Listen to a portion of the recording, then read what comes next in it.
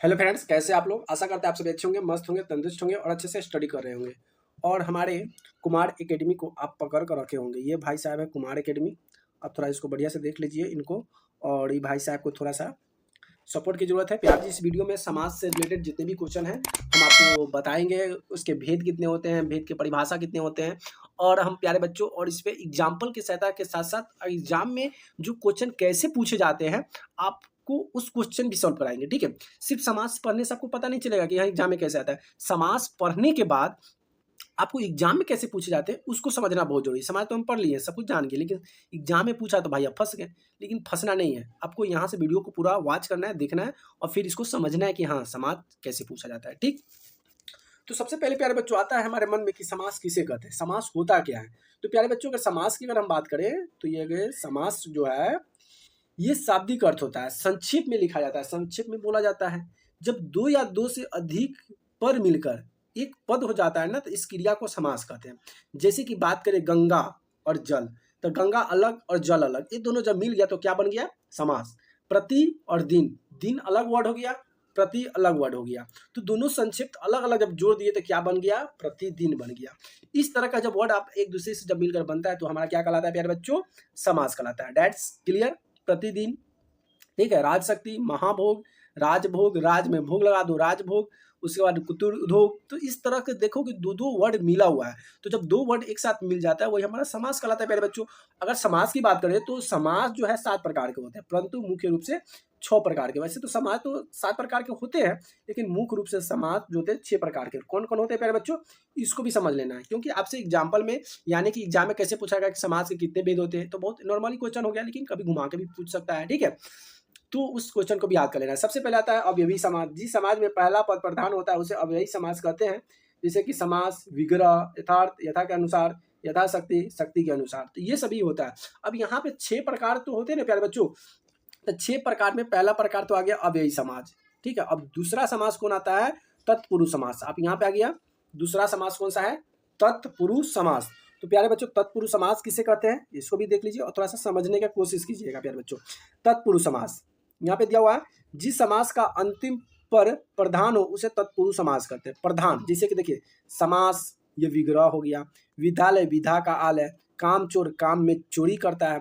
तो देखिए लास्ट में काम आ गया, इसमें चोरी कर रहा है, काम नहीं कर रहा है, यानी कि अंतिम जो प्रधान होता है उसे ही हम क्या कहते हैं, पुरुष, तत्पुरुष समास कहते हैं। विद्यालय, तो यहाँ पे हो गया विद्या का घर को विद्यालय कहा जाता है। समझ में आया ना प्यारे बच्चों, तो ये हो गया समास हो गया और इसका ये विग्रह हो गया। ठीक, समझ में आ गया प्यारे बच्चों। चलिए, ये दूसरा था। और तीसरा प्यारे बच्चों आ गया कर्मधारय। क्या है, कर्मधारय समास। तीसरा नंबर क्या है, कर्मधारय समास।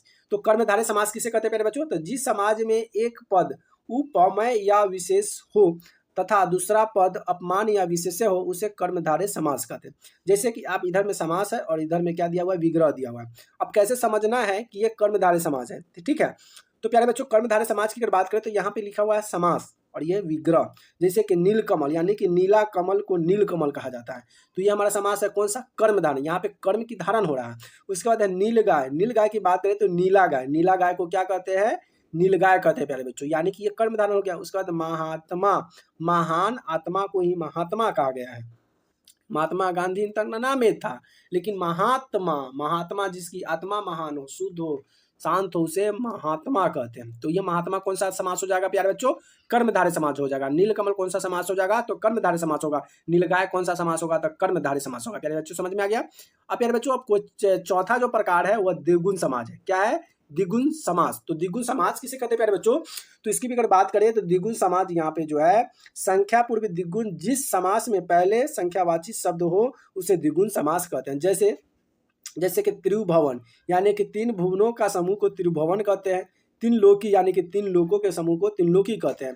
तो ये हमारा क्या कहलाएगा, द्विगुण समाज कहलाएगा। यानी कि इसमें बात करें ना तब पूर्व द्विगुण, जिस समास में पहले संख्यावाची आ गए, यहाँ पे संख्यावाची आ गया ना, त्रीन, यानी कि 30 से 3 होता है, त्रि यानी कि 3 हो गया, 3 लोग, 3 भवन, इस तरह का जो संख्या आ गया, दुरु आ जाए, एक पद आ जाए, चतुर्थ पद आ जाए, तो इस तरह का जो संख्या वर्ड आ जाएगा वो हमारा क्या कहलाएगा, द्विगुण समाज कहलाएगा प्यारे बच्चों। ठीक, चौथा। अब पांचवा जो है प्यारे बच्चों, पांचवा क्या कहता है कि बहुविग्री समास।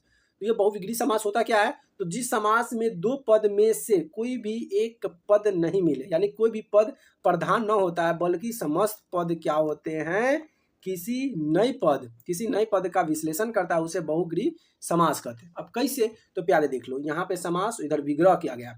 जैसे कि लंबोदर किसको कहेंगे? लंबा जिसकी उदर हो, जैसे कि गणेश लंबा उदर है, यानी कि जो उनका जो सूर है लंबा है, तो लंबोदर हो गया। तो ये हमारा कौन सा समास कराएगा? बहुव्रीहि समास कराएगा।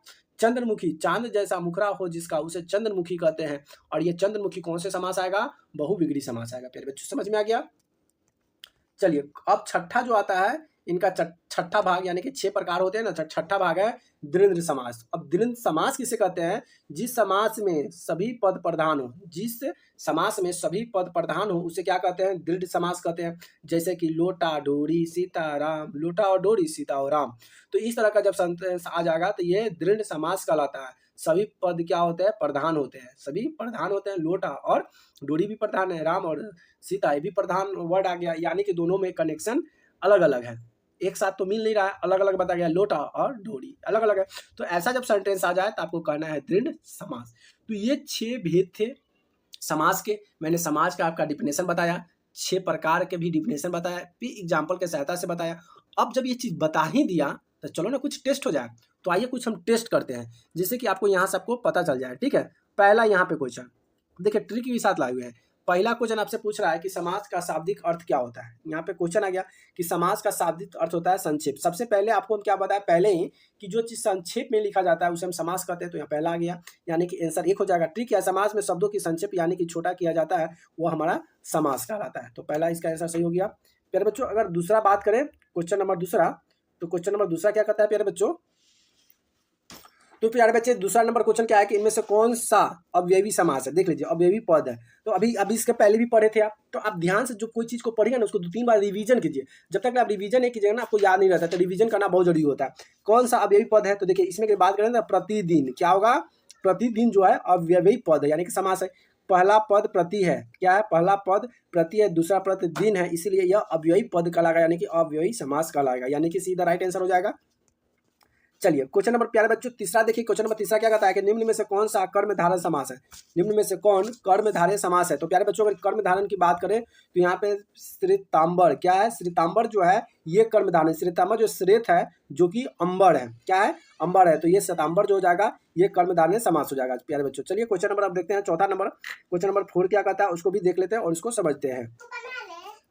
तो चलिए प्यारे बच्चों क्वेश्चन नंबर चौथा देखते हैं। क्वेश्चन नंबर चौथा क्या कहा कि गजानन में कौन सा समास है? गजानन जो है इसमें आपको कौन सा समास लग रहा है? तो देखिए गजानन जो है इसमें बहुव्रीहि समास है। कैसे? क्योंकि इसमें ग जा और फिर नन है। तो गज है जो कि आनंद वाला है, जिसको हम लोग गणेश कहते हैं, और ये बहुव्रीहि समास हो जाएगा, यानी बी द राइट आंसर हो जाएगा प्यारे बच्चों।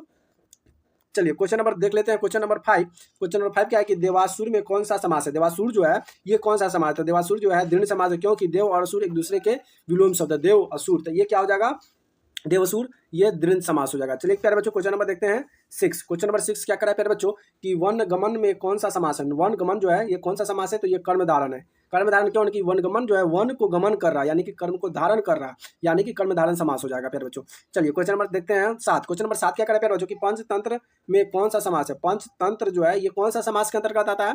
तो ये आता है द्विगुण समास। कैसे आता है कि पंच यानी कि 5 तंत्रों का समूह, यानी कि आपको हम बताएं कि द्विगुण समास जो होता है ना उसमें संख्या का बोध कराएगा, जिसका भी पता है त्रिलोक बता दिए, यानी कि इसमें संख्या 3 बता दी, इसमें पंच यानी कि 5 हो गया। तो 5 का समूह होता है उसे हम क्या कहते हैं? पंचतंत्र कहते हैं, वो द्विगुण समास होगा, यानी कि सीधा राइट आंसर हो जाएगा प्यारे बच्चों। चलिए क्वेश्चन नंबर देखते हैं 8। क्वेश्चन नंबर प्यारे 8 क्या कर रहा है कि देशभक्ति, क्या है कि देशभक्ति कौन सा समास है? देशभक्ति जो है ये कौन सी समास है? तो प्यारे बच्चों अगर बात करें तो ये तत्पुरुष समास है। कौन सा है? तत्पुरुष, यानी देशभक्ति, देश के लिए भक्ति पैदा करने वाले को देशभक्ति कहते हैं, और यह देश और भक्ति अलग है, यानी कि ये तत्पुरुष समास हो जाएगा। चलिए क्वेश्चन नंबर 8 देखते हैं प्यारे बच्चों। क्वेश्चन नंबर 8 क्या कर रहा है कि कौन सा बहुव्रीहि समास का उदाहरण है? इसमें से ऑप्शन जो दिया है इसमें कौन है जो बहुव्रीहि समास है? तो प्यारे बच्चों बात करें तो इसमें नीलकंठ जो है बहुव्रीहि समास है। क्यों है कि नीला कंठ जिसका उसे शिव कहते हैं, और ये बहुव्रीहि समास कहलाते हैं। चलिए प्यारे बच्चों अगला बात करते हैं क्वेश्चन नंबर 10। अभी देखिए एग्जाम्पल में बताया वही क्वेश्चन इसमें आ गया कि त्रिलोचन में कौन सा समास होगा? तो त्रिलोचन की अगर बात करें तो ये बहुव्रीहि समास होगा इसमें, क्योंकि त्रि यानी कि 3 आंखों वाला, तो इन्हें शिव जी को कहते हैं, यानी कि त्रिलोकन हो गया, यानी कि यह बहुव्रीहि समास हो जाएगा। चलिए क्वेश्चन नंबर देखते हैं प्यारे बच्चों 11। क्वेश्चन नंबर 11 क्या है? चौराहा में कौन सा समास आएगा? चौराहा में ये समास जो तो आएगा, लेकिन ये कौन सा समास होगा? तो ये द्विगुण समास होगा, क्योंकि चौराहा यानी कि 4 राहों का समूह जो होता है उसे चौराहा कहते हैं, यह द्विगुण समास हो जाएगा प्यारे बच्चों। चलिए क्वेश्चन नंबर प्यारे बच्चों बात करते हैं 12 नंबर। क्वेश्चन नंबर 12 क्या है कि 10 मुख में कौन सा समास आता है? 10 मुख में समास जो होता है कौन सा समास आता है प्यारे बच्चों? तो 10 मुख जो समास आ जाएगा बहुविध समास आएगा। क्या आ जाएगा? बहुविध समास, क्योंकि 10 है जिसके मुख उसको कहते हैं रावण। तो 10 मुख यानी कि रावण जो होगा कौन सी समास हो जाएगा प्यारे बच्चों? तो बहुविध समास आ जाएगा। ठीक है प्यारे बच्चों। चलिए क्या क्वेश्चन नंबर देखते हैं 13 नंबर। हर हर महादेव, महादेव में कौन सा समास है? महादेव जो है ये कौन सा समास है प्यारे बच्चों? तो इसकी बात करें तो ये कर्मधारय है। क्या है? कर्मधारय, यानी कि महादेव, महान है जो देव, उसे हम कहते हैं महादेव, और ये कहलाता है कर्मधारय समास कहलाता है। चलिए क्वेश्चन नंबर प्यारे बच्चों हम देखते हैं 14। क्वेश्चन नंबर 14 क्या कर रहा है प्यारे बच्चों कि विशेषण और विशेष्य के योग के कौन सा समास बनता है? विशेष और विशेष्य से, विशेषण और विशेष्य के जोड़ने से कौन सा समास बनता है प्यारे बच्चों? ये बनता है कर्मधारय बनता है। क्या बनता है? कर्मधारय। पहला पद विशेषण और दूसरा पद विशेषण होता है, उसे हम क्या कहते हैं? कर्मधारय विशेषण कहते हैं प्यारे बच्चों। चलिए क्वेश्चन नंबर हम देखते हैं 15 कि किस शब्द में द्विगुण समास है? ये जो ऑप्शन दिया हुआ है इसमें कौन सा शब्द है जिसमें द्विगुण समास आप कह सकते हैं? जैसे कि हो गया यहाँ पे आ जाएगा सप्ताह। सप्त है यानी कि 7 दिनों का समाहार होता है, उसे हम क्या कहते हैं? सप्ताह कहते हैं, और सप्ताह ही हमारा क्या कहलाएगा?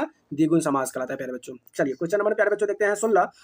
क्वेश्चन नंबर 16 क्या कर रहा है प्यारे बच्चों कि किसमें सही समावेशिक पद है? किसमें सही समासिक पद है? तो प्यारे बच्चों अगर बात करें तो इसमें जो है द्विवात्री, इसमें क्या है? समासिक पद है, यानी कि बी द राइट आंसर हो जाएगा प्यारे बच्चों। चलिए क्वेश्चन नंबर 17 देखते हैं।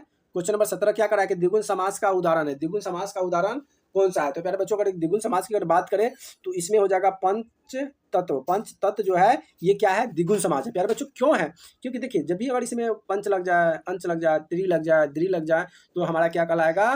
द्विगुण समास कहलाएगा, यानी कि इसमें जो होगा Panchatantra is the right answer हो जाएगा प्यारे बच्चों। चलिए क्वेश्चन नंबर 18 देखते हैं प्यारे बच्चों क्या कर रहा है। क्वेश्चन नंबर 18 इसमें से दृढ़ समास का उदाहरण है। इसमें से कौन सा है जो दृढ़ समास है? तो प्यारे बच्चों अगर इसकी हम बात करें दृढ़ समास की, तो इसमें जो हो जाएगा रुपया और पैसा जो है दृढ़ समास हो जाएगा। ठीक है।